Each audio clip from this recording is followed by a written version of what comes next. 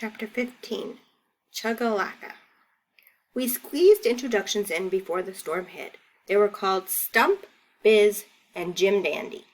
Those were the names of the trolls. Duke beamed as if they were the grandest names in the world. They dressed like bicyclists, wearing yellow and blue nylon trunks and shirts. With a shiny smoothness that clashed with their rough scales, the way they strutted, you could tell they thought fashion couldn't get any higher than tight-fitting nylon. So apparently they liked spandex. No helmets, no gloves, no shoes. Hard heads, webbed feet, long claws. 2 of them had several inches on Duke. Did any of your drawings have those? Hard heads, webbed feet, long claws?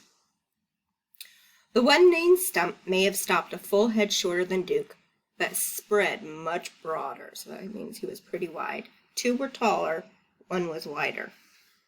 Jim Dandy and Biz were frog green, and Stump leaned forward mud gray, though probably because he'd been rolling in something. Leafy willow branch hair fell to their shoulders. Teeth. Oh, yes. Their stubby tails must have made sitting down a challenge.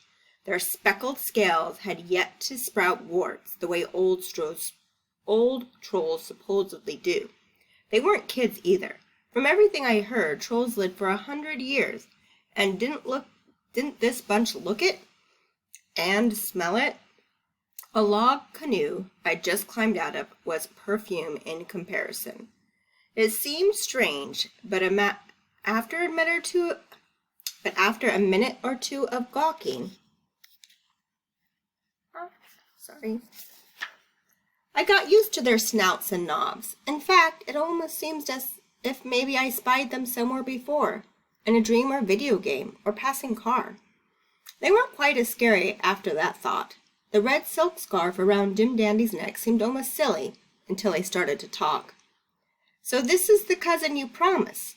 Jim Dandy stood with an arm around Duke's shoulder, friendly as Duke was whenever he had his eye of something that was mine. "As promised," Duke bragged. "As promised."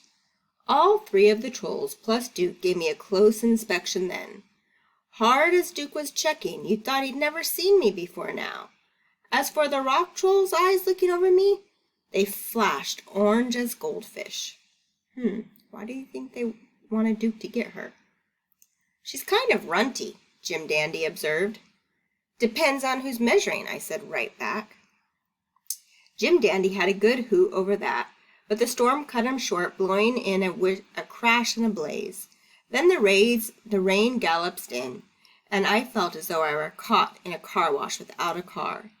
The campfire climbed even higher in the downpour, which meant these trolls knew a little more about magic than keeping back doors open and turning people to stone. Too bad they didn't know a spell to keep their guests dry.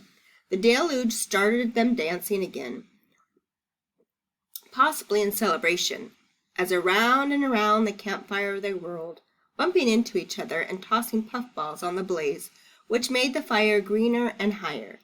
Duke whirled, too. In between lightning strikes, when you couldn't see much, his horn let him fit right in with the crowd. They howled a song as they danced.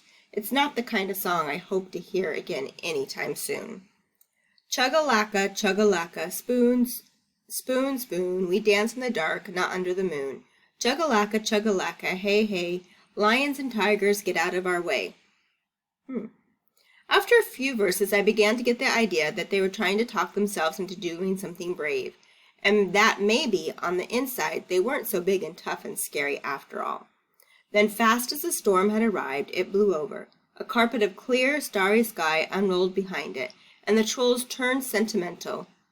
One of them, named Stump, pulled a ukulele out of an alligator hide bag and started strumming a mournful tune.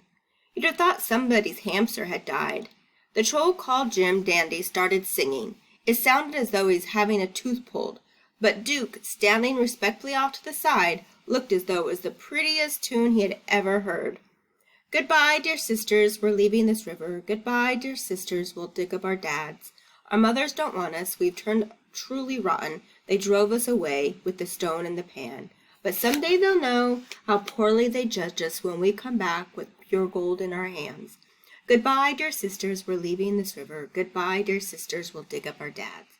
We'll sniff up some stars and trade them for crickets, whose lives will lead us through the sand and through the fog.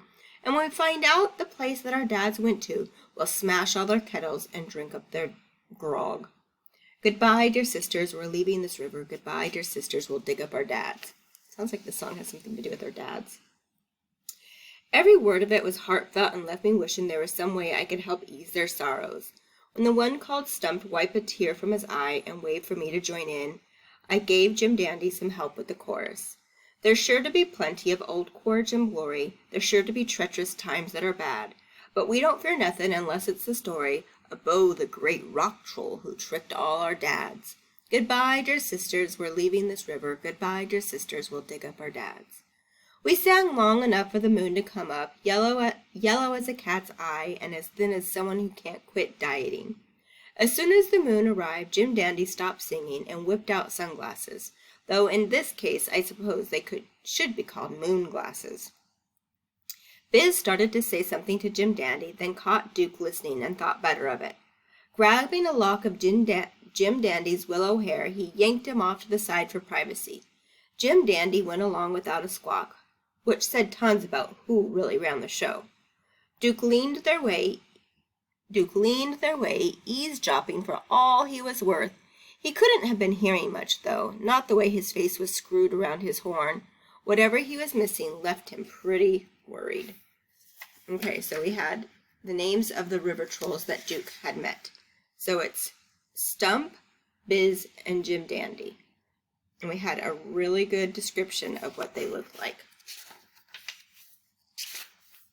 Okay, so we're going to stop there tonight. We'll read 2 tomorrow. Okay, so what do you think of these ruby trolls? Do you think they're good? Do you think they're bad? Do you think they're going to cause some problems? Let me know what your prediction is.